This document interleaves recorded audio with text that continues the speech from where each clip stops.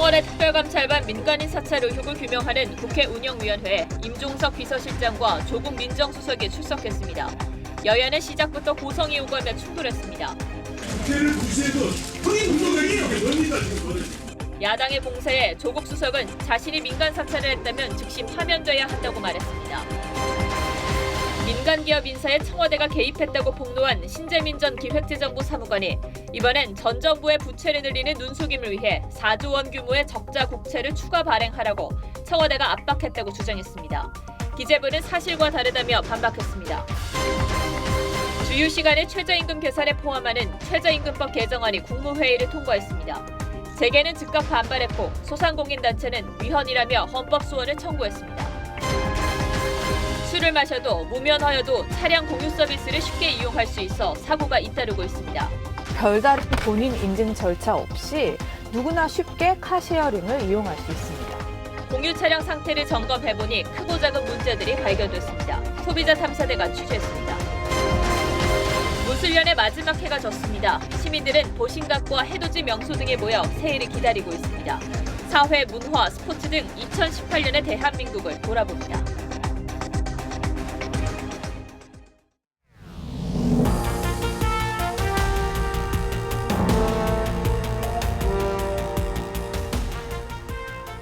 여러분 안녕하십니까? 뉴스9의 신동욱입니다. 새해 인사를 드리는 것이 엊그제 같은데 2018년도 이제 3시간 남짓밖에 남지 않았습니다. 오늘만큼은 올 한 해를 차분히 돌아보고 새해를 준비하는 뉴스를 진행하고 싶은 작은 소망이 있었습니다만 우리 현실은 한 해의 마지막 날까지 그런 한가한 시간을 허락하지 않는 듯합니다. 최근 불거진 청와대 특감반의 민간인 사찰 논란과 관련해서 임종석 비서실장과 조국 민정수석이 오늘 국회에 출석했습니다. 야당은 대통령 탄핵까지 언급하며 거세게 몰아붙였지만 임종석 실장과 조국 수석은 이번 사태는 일개 비위 공직자의 일탈에 불과하며 사실과는 전혀 다르다고 철벽 방어선을 쳤습니다. 여기에 여당 의원들이 청와대 편을 들고 나서면서 여야 간에 거친 신경전과 고성이 오갔습니다. 2018년 송년 뉴스9은 먼저 이 소식부터 집중적으로 보도하겠습니다. 이미지 기자입니다. 국회 운영위에 입장하기 전부터 청와대 조국 민정수석은 특감반 논란을 헛소문으로 치부했습니다. 세 사람이 입을 맞추면 없는 호랑이도 만들어야 된다라는 말이 있습니다. 3인 성호를 주장하는 조 수석의 서울대 법대 82학번 동기 한국당 나경원 원내대표는 양도구육으로 압박했습니다. 민주당 상임 고문 시절에 이러한 사건은 탄핵감이다. 대통령 탄핵 이야기가 나올 겁니다. 조국 수석은 민간인 사찰이 사실이라면 자신이 파면당해야 마땅하다고 말했습니다. 한국당은 억울하게 퇴직했다고 주장한 전 공무원의 녹취를 공개하며 환경부 블랙리스트를 따졌습니다. 도저히 사퇴하지 않고는 견딜 수 없는 상황과 환경을 만들어서 괴롭혔고 잠시 뒤 임종석 비서실장이 임기를 마친 분이라고 반박하자 저희가 확인해 보니까 3기 임년을 정상적으로 마친 것으로 확인했습니다. 야당 의원들은 얼마나 힘들게 버텼겠냐며 임기를 마쳤다는 사실로 블랙리스트를 부정할 수 없다고 주장했습니다. 자리를 지키는데 정말 고통과 인내와 인격적 모멸감을 느껴야 한다면 그 또한 블랙리스트에 해당할 수 있는 것이죠. 청와대는 김태우 수사관을 두고 희대의 농간을 부린 범법자라고 표현했고 자유한국당은 공익제보자라고 말했습니다. TV조선 이미지입니다. 그럼 지금부터는 논란이 됐던 주요 쟁점들 하나하나 정리해 살펴봐 드리겠습니다. 먼저 청와대 특감반이 공공기관 300여 곳의 리스트를 만들어서 기관장들의 정치 성향을 분석했다는 의혹입니다. 야당은 이것이야말로 명백한 블랙리스트라고 목소리를 높였고 조국 수석은 특감반의 정상적인 업무 안에서 이루어진 일이라고 반박했습니다. 그러자 임종석 실장이 이런 문건 자체가 존재하지 않는다고 조 수석의 말을 정정했습니다. 두 사람의 말이 이렇게 엇갈리면서 답변의 신뢰성에 의문이 간다는 지적도 나왔습니다. 이어서 홍혜영 기자가 보도합니다.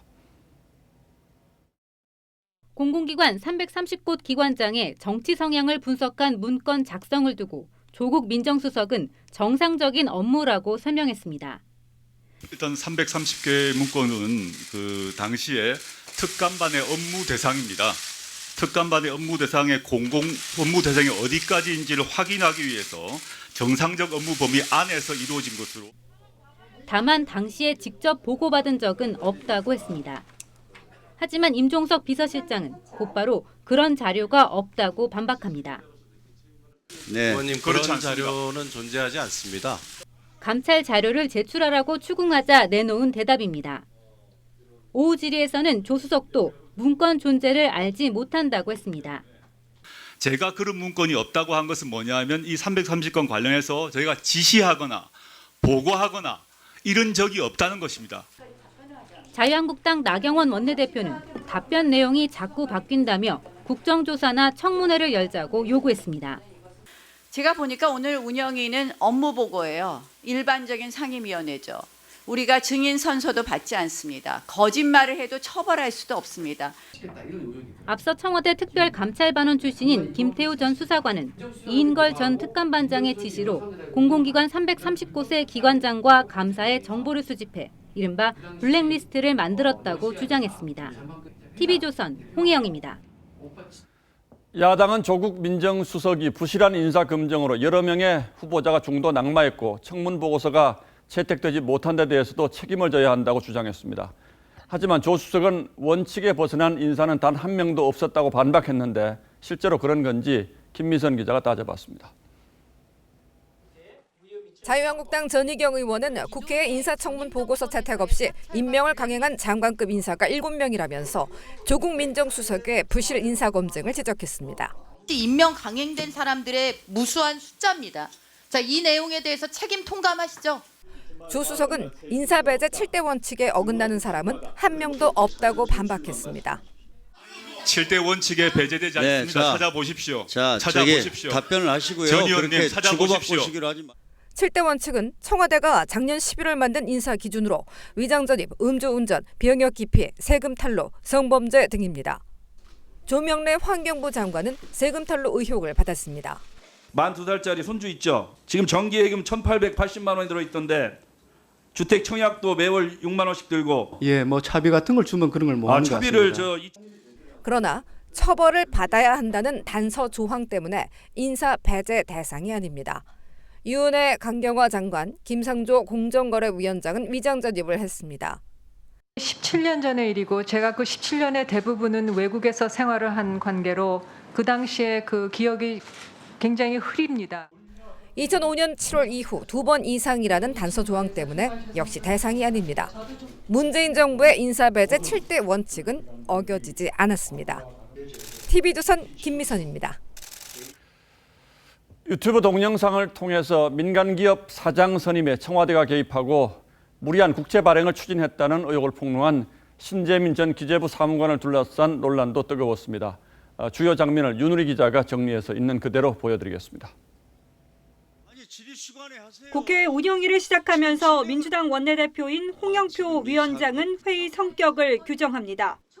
저는 이번 운영위원회에 대해서 반대 의견을 가지고 있었습니다. 허위 사실을 가지고 정치적 공방을 벌리는 것은 국민들에 대한 도리가 아니라고 생각합니다. 본격적으로 질의가 시작되기 전 자유한국당 김도읍 의원이 KTNG 사장 인사 개입 의혹을 제기한 신재민 전 사무관을 언급하자 곧바로 고성이 터져나왔습니다. 정권의 내부자들의 폭로도 이어져 문재인 정부의 민낯이 드러나고 있습니다. 급기야 신재민 전 기재부 사무관의 김도읍 의원님 지금 질의를 하시는 겁니까? 뭐합니까? 적자국채 4조 강행 등 폭로가 이어지고 있습니다. 아니 요새 진행하니까 질입니까? 네? 마이크 끄세요. 본 의원은 마이크 끄세요. 지난 18일부터 아니 자료 신청한다고 청와대 그러고 대통령 뭐 비서실에 합니까 지금? 지속적으로 안 돼요. 마이크 끄세요. 지속적으로 마이크. 민주당 김종민 의원은 신 전 사무관이 올린 영상의 한 부분만 편집해 반복해서 보여주며 신 전 사무관의 폭로는 경제적 상황 때문이라고 주장하기도 했습니다. 영상을 찍는 이유, 먹고 살려고? 영상을 찍는 이유. 먹고 살려고? 영상을 찍는 이유. 먹고 살려고? 저 사람이 맨 마지막에 저러고 국민들을 놀리고 있어요. 영상을 찍는 이유가 뭐냐? 먹고 살려고 해요. 민주당은 조국 수석을 엄호하는 대신 특감반 의혹을 폭로한 김태호 전 수사관을 공격했습니다. 이철희 의원은 언론에 한 번도 공개된 적이 없는 김 전 수사관의 얼굴을 공개했습니다. 저게 라는 스폰서 기업인과 김태호라는 특감 반원입니다. 두 분 간의 통화 내역에 대해서 보겠습니다. 이철희 의원은 공익 제보자의 실명 공개도 해서는 안 된다고 주장해왔습니다. 문재인 대통령은 여당 지도부를 만난 자리에서 조국 수석 출석은 정치 공세라고 말했습니다. 국회 운영이 출석하는 것이 바람직하지 않다고 그렇게 생각을 정치 공세라고 생각을 하고요. TV조선 윤을입니다. 오늘 회의에서 야당은 집요하게 임종석 실장과 조국 수석의 책임론을 추궁했습니다만 이른바 결정적인 한방은 없었다는 평가가 많습니다. 하지만 해를 넘겨 내년 초 전국의 최대 변수가 될 가능성이 커졌습니다. 국회로 가보겠습니다. 자, 박재훈 기자, 운영위 회의가 지금도 진행 중입니까? 네, 청와대 특감반 의혹을 둘러싸고 공방이 계속되고 있습니다. 조국 수석과 임종석 비서실장은 민간인 사찰이나 조국 민정수석과 임종석 비서실장은 지시한 적도 없고 보고받은 적도 없다며 민간인 사찰이나 블랙리스트 작성 의혹을 부인했습니다. 하지만 한국당은 내로남불 DNA가 뼛속까지 들어가 있다며 청와대가 발뺌한다고 주장했습니다. 임종석 비서실장은 과거 사찰을 함부로 일삼던 권력 정치의 폐습이 만들어낸 비뚤어진 인격체라고 김태우 전 수사관을 비판했습니다. 검찰이 김태우 수사관의 스폰서로 지목한 건설업자 최모 씨와 조 수석의 관계도 쟁점 중 하나였습니다. 조 수석은 같은 고등학교를 졸업했다는 사실을 특감반 논란 이후에 알았다며 일면식도 없고 어떤 연락도 주고받은 바 없다고 말했습니다. 한국당은 박형철 반부패 비서관과 백원우 민정비서관이 불출석한 것을 비판했고 민주당은 협의 과정에서 임 실장과 조 수석만 참석하기로 했다고 반박했습니다. 지금까지 국회에서 TV조선 박재훈입니다. 예, 말씀드린 것처럼 어제는 청와대가 기획재정부를 통해서 민간 기업인 KTNG 사장 인사에 개입했다는 전직 기재부 사무관의 폭로가 나왔죠. 청와대와 정부는 이 주장 역시 전혀 근거 없는 얘기라고 전면 부인하고 있는데 당시 청와대 특감반이 언론 유출자를 색출한다며 기재부 간부들의 휴대전화를 확보해서 메신저 대화를 샅샅이 살펴본 정황이 확인됐습니다. 그 내용 가운데는 차관이 이 지시를 받아왔다는 얘기도 있는데 당시 청와대는 이런 사실은 묵살하고 언론 유출자를 찾는 데만 주력한 것으로 알려졌습니다. 이채현 기자가 보도합니다. 기획재정부가 KTNG 사장 인사에 개입하려 했다는 언론 보도가 나오자 청와대 특감반은 문서 유출자 색출에 나섰습니다. 기획재정부 직원들의 휴대전화를 분석한 결과 차관이 청와대에서 지시를 받아와 실무자들에게 문건 작성을 시킨 건데 덤터기를 씌우려고 한다. 실무자들에게 독박을 씌우려 하다니 배신감이 든다. 위에는 보고가 안 된 것으로 하고 현황을 파악하는 차원에서 작성한 것으로 등의 메시지를 확보한 것으로 전해집니다. 실무자 혼자 보려고 문건을 만들었고 상부에는 보고되지 않았다는 당시 기재부의 해명과 일치하는 내용입니다. 보고 대상자로 지목된 김용진 당시 2차관은 지시가 아닌 상황 파악이 이뤄진 것이라고 설명했습니다.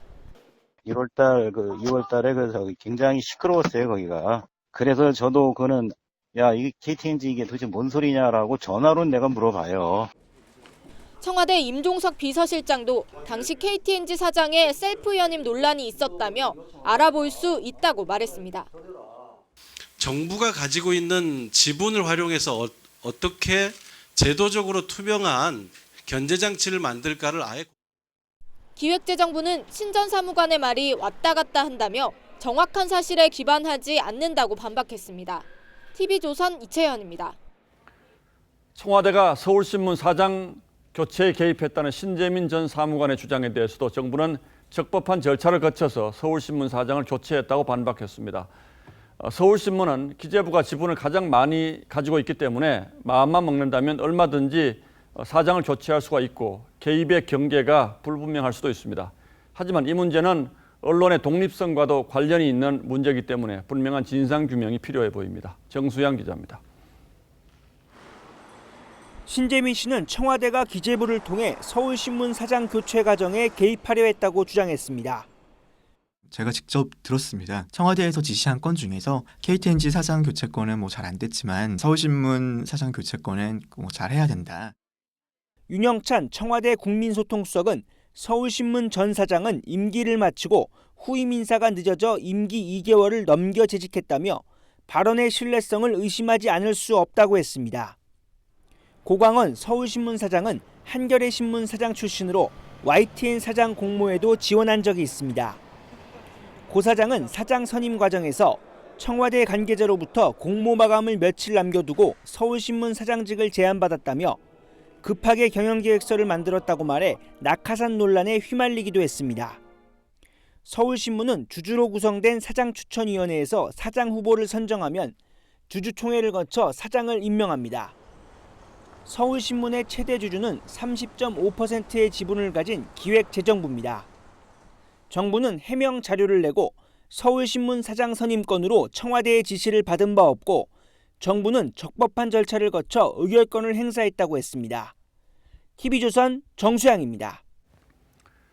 신재민 전 사무관은 어젯밤 새로운 영상을 또 하나 공개했습니다. 여기에는 현 정부가 박근혜 정부 마지막 해인 작년 국가 채무 비율을 높이기 위해서 필요 없는 나라 빚을 4조 원씩이나 늘리려 했다는 주장이 담겨 있습니다. 신 전 사무관은 이 문제로 차관보가 부총리에게 크게 혼이 났고 1조 원의 국채 조기 상환 계획을 갑자기 취소하는 바람에 큰 혼란이 있었다고도 주장했습니다.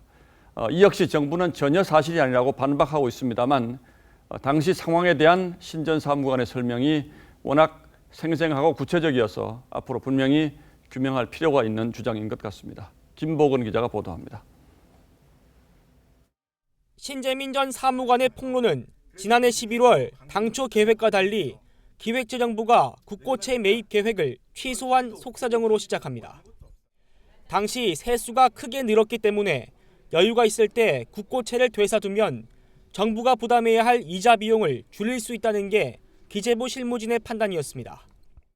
하지만 당시 차관보가 김동연 부총리에게 보고하러 갔다가 정무적 고려가 없다는 이유로 크게 질타당했다고 신 전 사무관은 말했습니다. 차관보님께 엄청 혼내시면서 질타했던 거, 차관보님한테 도대체 너는 정무적 고려도 못하냐고 거기까지 올라가가지고. 박근혜 정부 마지막 해이자 문재인 정부 첫 해에 국가 채무 비율을 낮춰놓으면 문재인 정부의 정치적 부담이 커진다는 지적이었습니다. 정권 초에 박근혜 정부 적셔있던 2017년에 GDP 대비 채무 비율을 지금 올려야 되는데 왜 국채 더 발행 안 해가지고 GDP 대비 채무 비율을 낮추냐고. 기획재정부는 이후 국채를 되사는 대신 오히려 4조 원 규모의 국채를 추가 발행할 계획을 세웠습니다. 기획재정부는 신 전 사무관의 주장은 사실이 아니라고 반박했습니다. 그 당시에 바이백 1조 원 조기 상환을 취소한 것은 그 실무적으로 상환 시기를 조정한 것입니다. 당시 기획재정부가 국고채 매입 계획을 취소해 시장에 큰 혼란이 일어났지만 기재부는 별다른 설명을 내놓지 않았습니다. TV조선 김복원입니다. 신재민 전 사무관은 정부가 이렇게 불필요하게 국가 빚을 늘리려고 한 배경에는 청와대가 있었다고 주장했습니다. 이 문제로 김동연 부총리와 홍장표 당시 경제수석이 전화로 싸우기까지 했다고 증언했습니다. 자신은 세수가 충분해서 굳이 나라 빚을 낼 필요가 없었는데 이른바 정무적인 판단 때문에 국채를 발행하려 하는 상황을 이해할 수 없었고 공무원으로서 회의를 느꼈다고도 했습니다. 보도에 김동현 기자입니다. 김동연 부총리는 4조 원의 적자 국채 발행 계획을 세웠지만 박성동 당시 국고국장의 설명을 듣고 계획을 포기했습니다. 그리고 보도자료로 언론에도 알렸습니다. 하지만 청와대가 이미 결정된 사안이라며 번복을 요구했습니다. 청와대에서 직접 전화해가지고 보도자료 오는 거 다 취소하라고 하는 거 정말 말도 안 되는 것 같다는 사태 겪으면서 이 과정에서 김 부총리가 청와대 경제수석과 전화로 싸웠다는 전언도 했습니다. 대통령께 보고하겠다고 할 때 시켜주지도 않더니 이제 와서 말도 안 되는 요구를 한다고 김 부총리가 청와대 경제수석에게 화를 냈다고 전했습니다. 왜 이번 정권도 도대체 부총리가 대통령한테 보고할 수가 없나? 왜 국채 발행 여부에 대해 가지고 전문성을 잘 모르는 청와대 수부회에서 이미 결정해가지고 의미를 내리나? 신 전 사무관은 또 박근혜 정부 당시 유일호 부총리에게 대통령 대면 보고를 문제 삼았던 현 정권 집권 세력 역시 별반 다르지 않다고 꼬집었습니다. 기획재정부는 국채 발행 계획에 청와대 강요가 있었다는 주장을 부정했습니다. 관계기관에서 여러 가지 대안이 제기되었고 치열한 논의 및 토론이 있었으며 의견이 모아짐에 따라 추가 발행하지 않기로 청와대 김혜겸 대변인은 청와대가 국채 발행에 개입할 권한이 있다고 말했습니다. TV조선 김동윤입니다. 신재민 전 사무관의 폭로에 대해서 청와대와 여권에서는 그런 일을 알만한 위치에 있지 않았고 폭로 동기가 의심스럽다는 주장을 하고 있습니다만 정작 국민들이 궁금해하는 것은 이 총망받는 젊은 공무원이 왜 국가를 상대로 이런 힘든 내부 고발에 나섰을까 하는 점일 겁니다.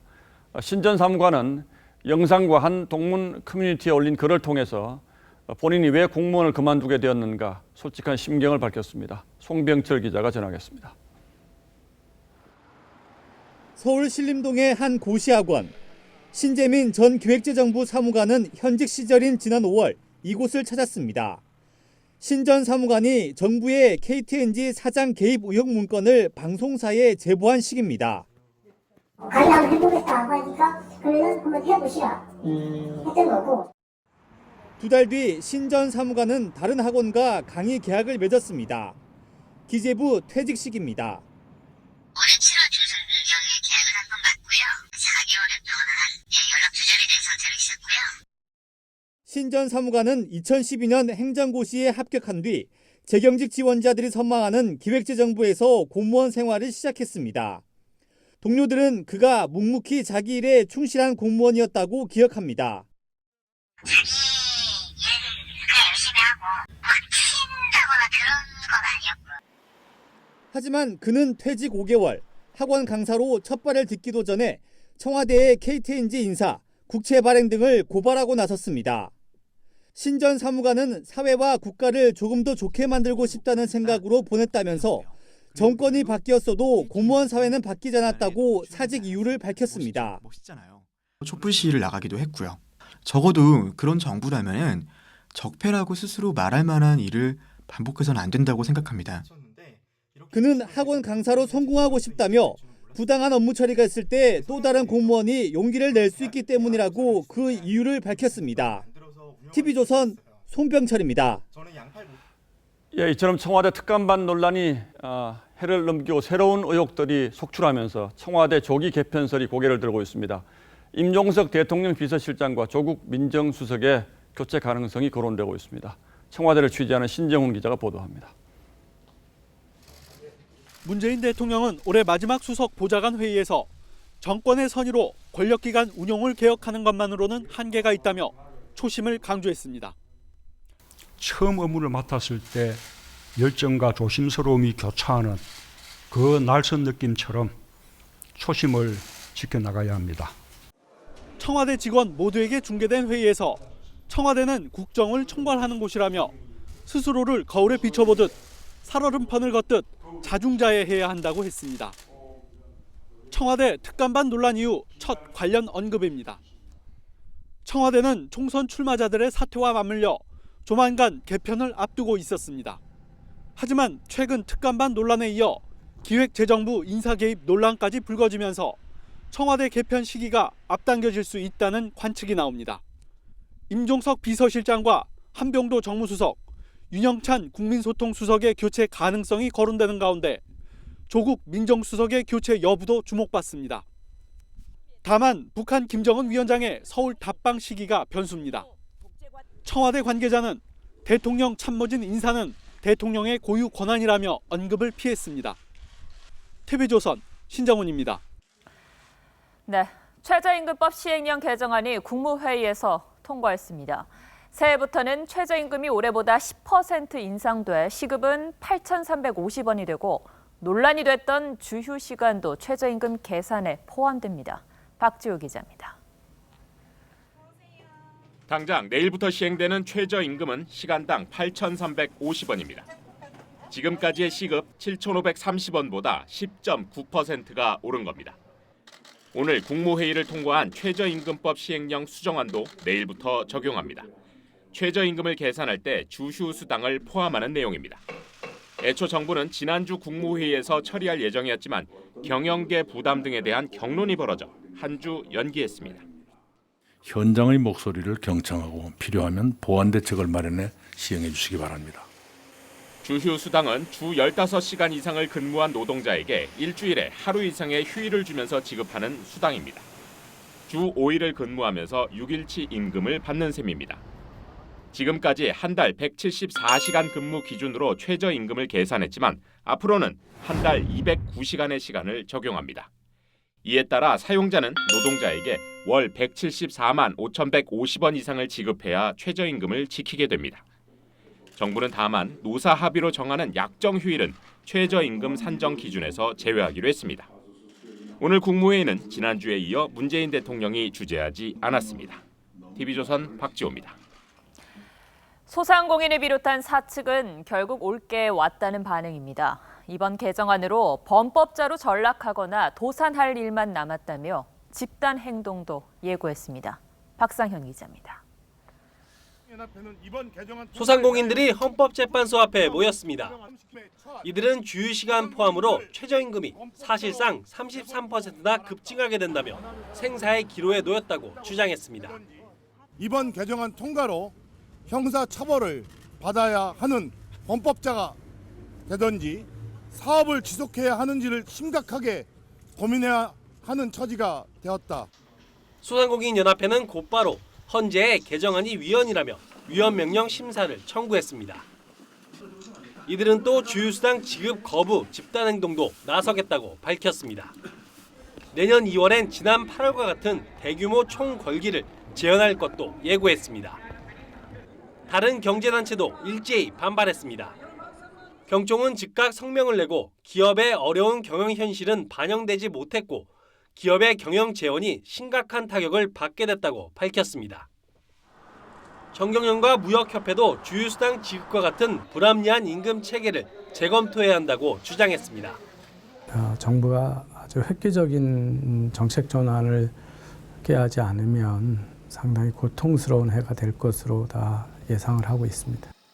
우리나라 경제 여건이 내년엔 더 나빠질 거란 전망이 이어지는 가운데 경제 주체들은 생존의 위기를 호소하고 나섰습니다. TV조선 박상현입니다. 서울의 한 종합병원에서 진료 중이던 의사가 환자가 휘두른 흉기에 찔려 숨지는 사건이 벌어졌습니다. 오늘 오후 5시 45분쯤 서울 강북 삼성병원에서 30살 A씨가 정신과 진료 중이던 의사를 흉기로 수차례 찔렀고 현장에서 체포됐습니다. 의사는 긴급 수술을 받았지만 결국 숨졌습니다. 네, 올겨울 최강 한파 속에 애플 아이폰의 서비스 센터 앞은 이른 아침부터 긴 줄이 만들어졌습니다. 애플이 배터리 게이트에 사과하면서 배터리를 할인 교체해주겠다는 기한이 오늘까지여서 사람들이 몰린 건데요. 기다리던 소비자들은 분통을 터뜨렸습니다. 배터리 교체 대란이 벌어진 현장을 김자민 기자가 취재했습니다. 패딩에 귀마개, 장갑으로 무장했지만 입김이 절로 나옵니다. 서울의 한 애플 서비스 센터 앞입니다. 오전 10시 반 현재 영하 7도를 가리키고 있습니다. 아침 일찍부터 이곳엔 이렇게 긴 줄이 늘어서 있습니다.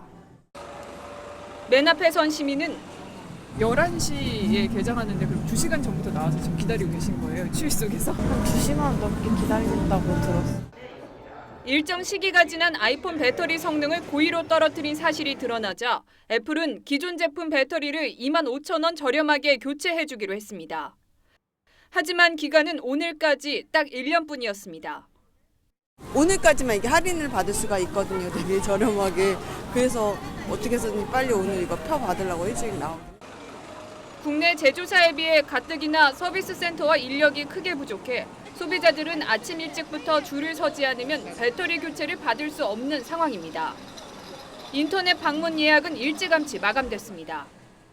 불 좀 불편한 정도가 아니에요. 그리고 손님은 좀 들어가게 해야지 영하 날씨에 발 시려 죽겠다.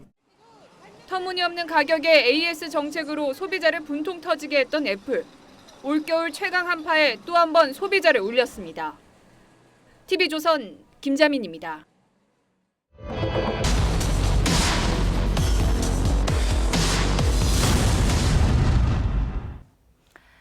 공유 경제는 4차 산업의 핵심인데요. 같은 차량을 여러 사람이 나눠 쓰는 차량 공유 서비스도 그중 하나입니다. 요즘 많이들 이 서비스를 이용하는데 문제가 있습니다. 음주자는 물론이고 미성년자, 무면허자까지 사용하면 안 되는 사람들도 마음만 먹으면 빌릴 수 있다는 겁니다. 김하린 기자가 취재했습니다. 충남 홍성의 한 국도. 어두운 밤 빠르게 달리던 차량이 도로 옆 신호등을 들이받습니다. 얼마 전 발생한 이 사고로 6명의 사상자가 발생했습니다. 사고 차량을 찾아보니 말 그대로 처참한 모습. 당시 대학생 운전자는 혈중 알코올 농도 0.101%, 만취 상태였습니다. 하지만 카쉐어링, 일명 공유 자동차를 빌려 운전대를 잡았습니다. 언젠간 터질 거라는 생각이 들었었어요. 그냥 어플로 발할 수 있어요. 술을 마신 상태에서 어떻게 차를 빌리는 게 가능했을까? 공유 자동차는 신용카드와 운전면허증으로 회원만 가입하면 언제든 원하는 장소에서 차를 빌릴 수 있습니다. 직접 렌트 업체에 가지 않고 휴대폰으로 전송된 스마트 키만 있으면 운전과 결제가 모두 가능해 젊은 층의 인기입니다. 문제는 이런 편리함 때문에 부작용도 속출한다는 것. 공유 차량 아이디만 있으면 운전 미경험자는 물론 음주자, 무면허자, 미성년자까지 차를 빌릴 수 있습니다. 카쉐어링, 나 운전해 봤다 뭐 그런 얘기도 들어본 적 있어요? 네. 친구들이에요? 선배예요. 선배요? 인터넷에는 공공연하게 공유 차량 아이디가 거래됩니다. 제가 지금 다른 사람 아이디로 차를 빌렸는데요. 스마트 키로 문 열기를 누르면 열렸습니다. 이렇게 로그인부터 차를 타기까지 별다른 본인 인증 절차 없이 누구나 쉽게 카쉐어링을 이용할 수 있습니다. 실제 카쉐어링 아이디를 빌려준다는 사람에게 연락했더니 수고비 2만 원만 내면 대여해주겠다고 답변합니다. 주운 운전면허증으로 공유 차량 서비스에 가입한 사례도 있었습니다. 어떻게 빌린대요?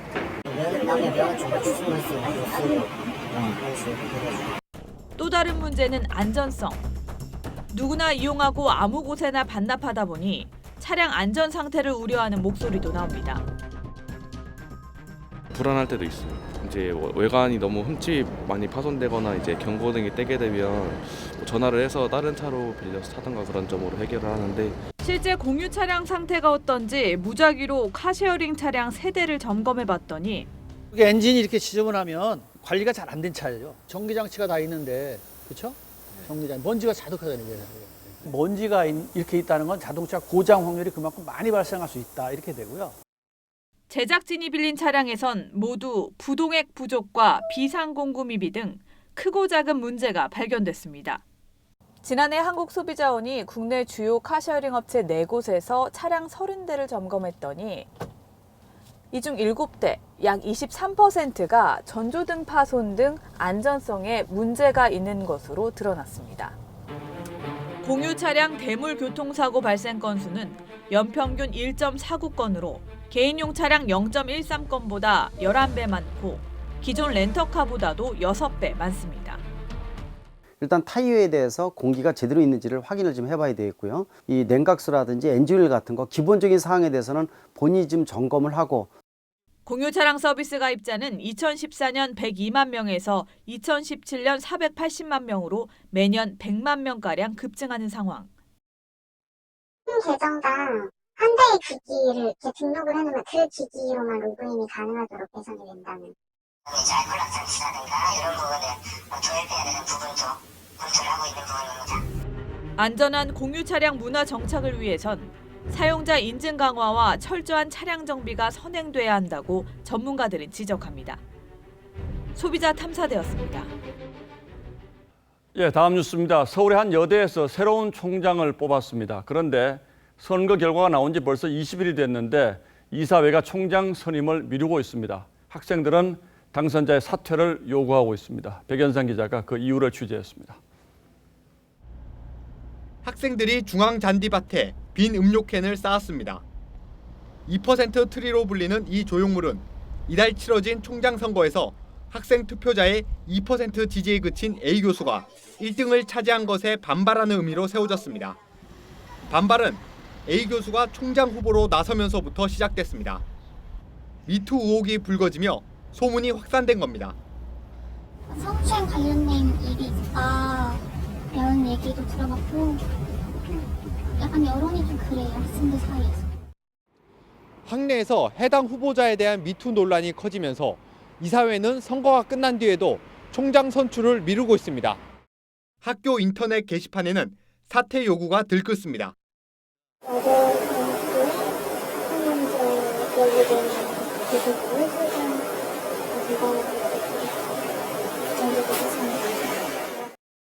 지난 14일 열린 덕성학원 이사회에서 한 이사는 제기된 의혹을 보면 성추행이 습관적으로 다수 학생에게 발생해 윤리적으로 총장 자격이 있는지 의문이라고 말했습니다. 또 다른 이사는 특히 여대 총장 후보라면 더 민감히 대처했어야 했다고 지적했습니다. 학교 측은 미투 의혹의 진위를 따져보겠다며 경찰에 수사 의뢰했습니다. 제가 특별히 지금 단계에서 말씀드리지 않겠습니다. 재단 측은 다음 달 21일 이사회를 열어 총장 선출을 다시 논의하기로 했습니다. TV조선 백연상입니다. 국방부가 군 예비역이 범죄 수사를 받다가 도망을 가서 지명수배를 당하면 군인 연금을 절반으로 깎는 규정을 신설하기로 했습니다.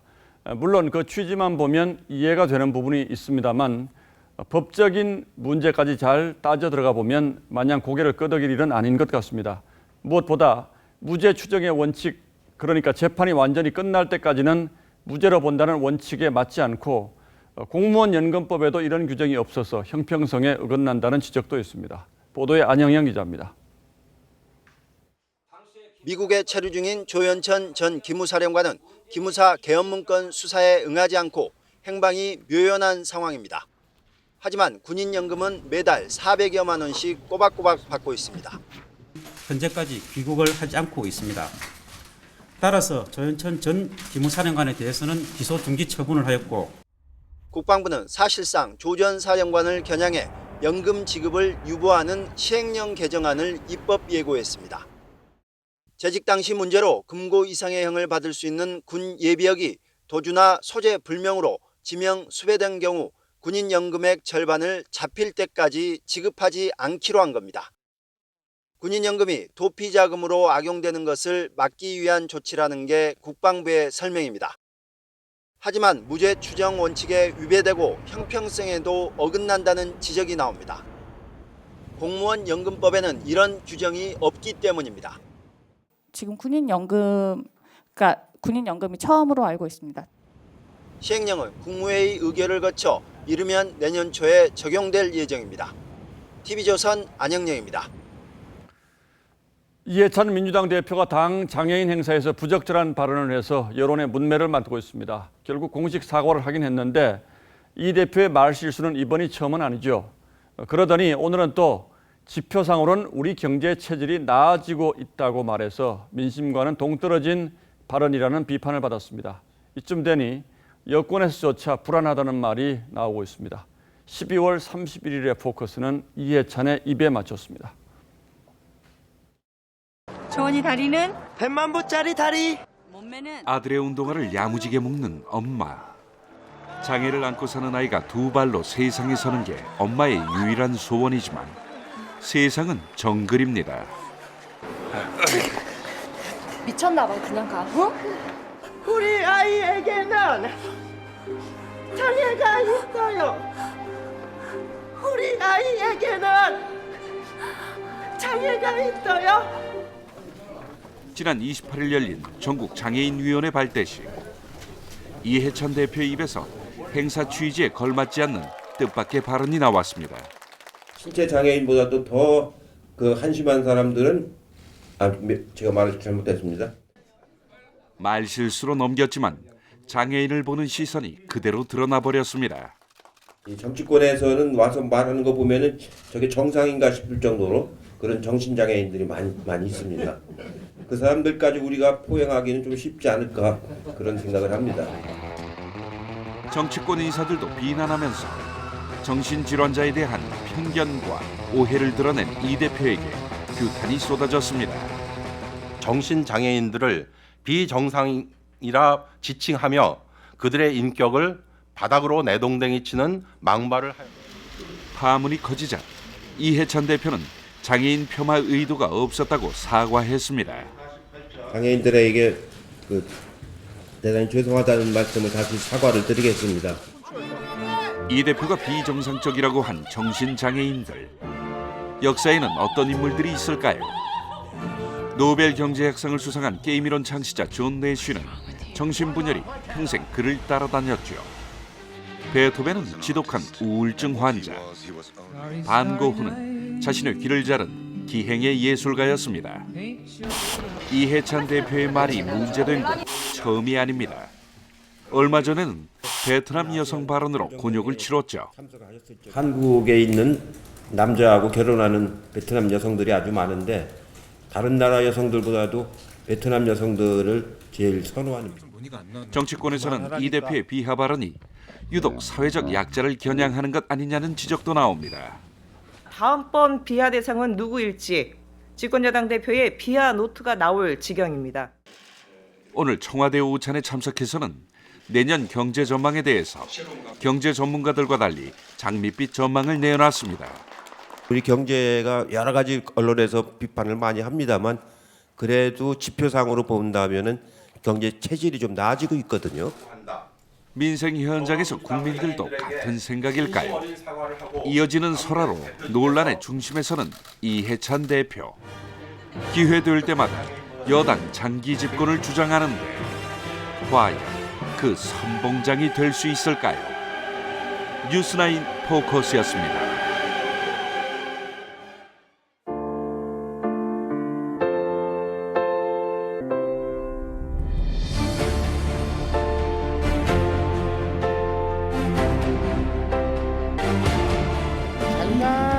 내년에 또 봐. 더 이쁜 애로 태어나라.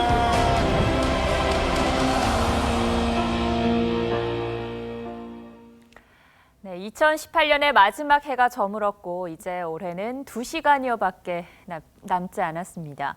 잠시 뒤 제야의 종소리가 울리면 무술년은 보내고 기해년 새해가 열리게 되는데요. 그럼 서울 종로 보신각으로 한번 가보겠습니다. 구민성 기자, 새해를 맞이하려는 시민들이 많이 모여 있네요. 네, 제야의 종소리가 울려 퍼질 이곳 보신각은 마지막 예행 연습이 한창입니다. 영하의 날씨에도 2019년 황금 돼지에는 더 나은 한 해가 되길 바라면서 시민들이 속속 모여들고 있습니다. 자정이 되면 이곳에서는 모두 33번 제야의 종소리가 울립니다. 조선시대 통행금지가 풀리는 새벽 4시에 33번 종을 쳤던 데서 이 행사의 유래를 찾을 수 있습니다. 오늘 타종 행사에는 올 한 해를 대표하는 의인 11명이 참여합니다. 닥터 헬기를 도입한 이국종 아주대 교수를 비롯해 이상화 스피드스케이팅 선수 등이 함께합니다. 타종 행사 앞뒤로는 뮤지컬 공연과 가수 박기영 씨의 공연도 예정됐습니다. 서울시는 행사가 시작되는 밤 11시부터 내일 새벽 1시 30분까지 보신각 주변 종로와 청계천 일대 도로에 차량 진입을 통제합니다. 대신 지하철과 버스는 평소보다 1시간 늦은 새벽 2시까지 연장 운행합니다. 다만 1호선 종강역에 승객이 한꺼번에 몰릴 경우 안전을 고려해 무정차 통과할 수 있습니다. 서울시는 오늘 행사에 10만여 명 이상이 참석할 것으로 예상하고 소방차와 소방공무원을 배치해 사고에 대비합니다. 335 많은 시민들이 벌써부터 모여들면서 다가올 새해가 풍요롭길 고대하며 타종을 기다리고 있습니다. 지금까지 보신각에서 TV조선 구민성입니다. 2019년을 맞이하기 전에 다사다난했던 2018년을 잠시 되돌아보려고 합니다. 올해는 KTX 열차 탈선, 온수관 파열 등 안전사고가 많았는데요. 특히 서울 상도 유치원은 건물이 기울어져 붕괴될 뻔해 많은 이들의 가슴을 쓸어내리게 했죠. 117일이 지난 오늘 지금의 상태는 어떤지 살펴보겠습니다. 저희 취재기자가 현장에 나가 있습니다. 자, 성민혁 기자, 변화가 있습니까? 네, 4개월 전 바로 모두를 아찔하게 만들었던 상도 유치원 사고 현장에 나와 있습니다. 지금은 이렇게 건물 절반가량이 철거됐고 밖으로 드러난 흙 위엔 방수천을 덮어뒀습니다. 구청은 추가 붕괴 가능성은 없다고 설명하고 있습니다. 그러나 주민들의 불안감은 완전히 가시지 않고 있습니다. 지금도 가슴이 두근두근해 그냥. 불안하죠. 비례도 오고 막 반만 남아있는 상태라서 많이 걱정되고 다시 무너질까 봐 좀 무서워요. 교실을 잃은 원생 120여 명은 상도초교 돌봄교실에서 수업을 받다가 내년 2월부턴 다른 유치원으로 옮길 예정입니다. 사고조사위원회는 최근 유치원 아래 짓고 있던 다세대 주택의 부실 공사를 지방 붕괴의 원인으로 결론 내렸습니다. 설계에서부터 전반적으로 총체적으로 잘못된 겁니다. 또한 처음 설계 불량이 될 수밖에 없었던 거가 집안 조사가 불량했어요. 유치원에서 다세대 주택 쪽으로 경사가 진 집안 구조를 반대로 파악해 철근 길이가 4에서 5m가량 모자랐던 겁니다. 조사위는 시공사가 구청의 승인 없이 설계 도면을 바꿨고 사고 당시 많은 비가 내렸는데 배수공이 설치되지 않는 등 설계와 다른 부분도 확인했습니다. 이런 안전 불감증은 여전히 우리 곳곳에 널려 있습니다. 서울시 교육청이 주변에 공사가 진행 중인 시내 학교 120곳을 조사한 결과 집안 침하가 4건, 담장 균열이 2건 등 모두 18곳에서 위험 징후가 발견됐습니다. 시교육청은 위험 징후가 있을 때 교장이나 원장 재량껏 신속한 휴업이 가능하도록 개선하고 현장 안전 담당관을 파견하겠다고 밝혔습니다. 하지만 말뿐인 대책은 이제 충분하다는 지적입니다. 근본적인 현장의 안전 불감증이 사라지지 않는 한 제2의 상도 유치원 사고는 언제든 터질 수 있습니다. 지금까지 상도 유치원 현장에서 TV조선 성민혁입니다. 그리고 올해 문화계를 돌아보면 여풍이 거셌습니다. 여성 예능인과 영화인의 활약이 두드러졌고 출판계도 마찬가지였습니다. 박소영 기자가 정리했습니다. 올해 영화계에선 센 언니들의 활약이 어느 때보다 두드러졌습니다.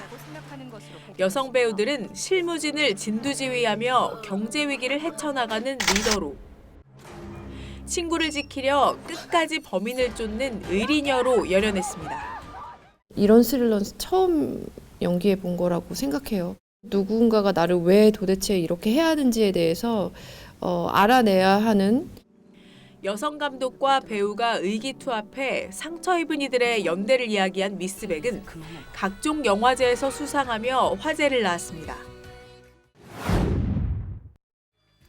방송계는 이영자, 박나래, 송은이 등 여성 예능인이 장악했습니다. 특히 이영자는 여성 최초로 KBS와 MBC 연예대상을 모두 거머쥐며 여풍을 증명했습니다. 여성을 새롭게 조명한 공연들이 공연계에선 화제였습니다. 뮤지컬 레드북은 영국 빅토리아 시대에 활약한 여성 작가를, 국립발레단의 마타하리는 스파이가 아닌 무용수로서의 마타하리를 그려 사랑받았습니다. 가요계에도 여풍이 거셌습니다. 블랙핑크, 트와이스, 레드벨벳 등 여성 그룹이 2018년 유튜브 최고 인기 뮤직비디오 톱10을 대거 차지했고, 선미, 청아 등 솔로 가수도 자신만의 브랜드로 사랑받았습니다. 여풍의 기저에는 소설 82년생 김지영이 있었습니다. 이 소설은 올해 누적 판매량 100만 부를 넘기며 문화계에 페미니즘을 화두로 던졌습니다.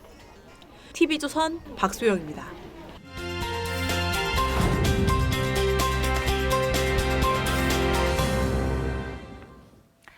고마운 마음을 전하는 고맙습니다. 마지막 주인공은 얼굴 없는 천사들입니다. 어려운 이웃들이 겨울나기 걱정을 하는 이맘때쯤이면 어김없이 나타나는 분들이죠. 거액을 선뜻 내놓으면서 이름 석자도 알리지 않습니다. 오른손이 한 일을 왼손도 모르게 베푼 손길. 고맙습니다. 이심철 기자입니다. 트럭 한 대가 주민센터로 들어옵니다. 쌀 10kg짜리 50포대가 실렸습니다.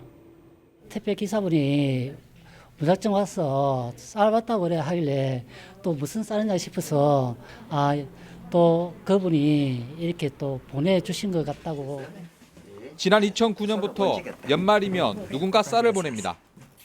이름도 얼굴도 모르지만 어려운 이웃에게는 따뜻한 마음이 전해집니다. 누가 주는지 몰랐는데 참 몇 년 동안에 이렇게 받아먹고 있으니 참 궁금하고 감사합니다.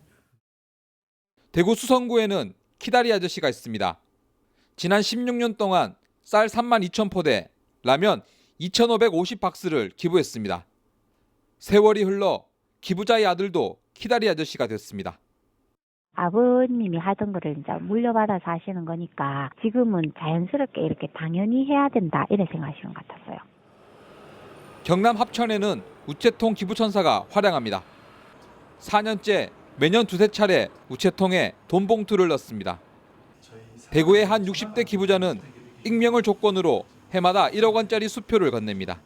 유년 시절에 이제 풍요롭지 못해서 하고 싶은 학업을 충분히 수행을 못 하셨다고 합니다. 아이들에게 이제 충분히 희망이 되고 꿈이 되는. 전주시는 지난 19년 동안 6억여 원을 보낸 기부자를 위해 얼굴 없는 천사 기념관을 만들었습니다. 1억 원 이상 기부한 아너소사이어티 회원은 2,000명.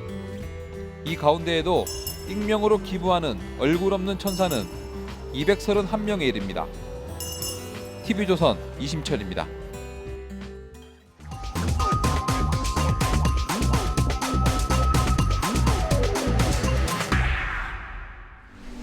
I wasted time.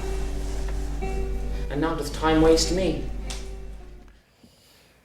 예, 셰익스피어 연극 리처드 2세의 명대사입니다.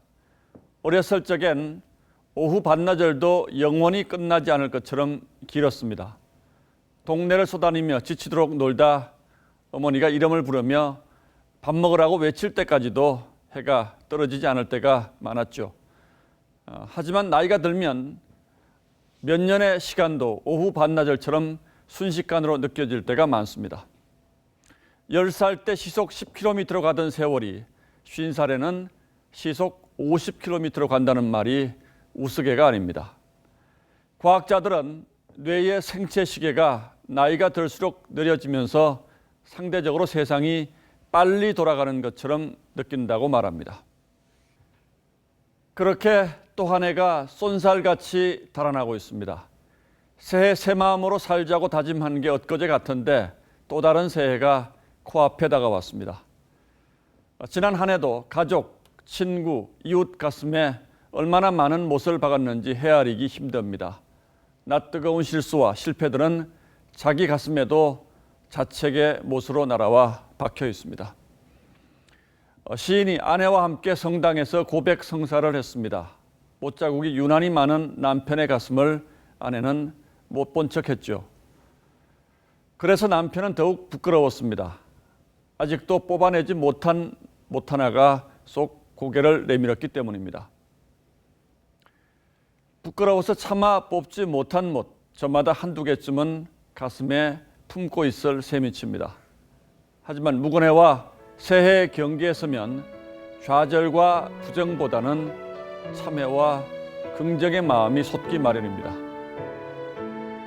하루에 저물 때 저녁 노을 오히려 아름답고 한 해 저물 때 귤 향기가 더욱 새롭다고 했습니다. 지난 한 해 남의 가슴에 박은 못, 내 가슴에 박힌 못 모두 뽑아내고 후련한 가슴, 맑은 머리로 새해를 맞아야겠습니다. 작은 것에 감사하고 당연한 것을 축복으로 여기는 셈이 칩니다. 여러분 가슴의 못은 어떻게 하셨습니까? 무술년 마지막 날 앵커의 시선은 해넘이 그리고 해맞이였습니다.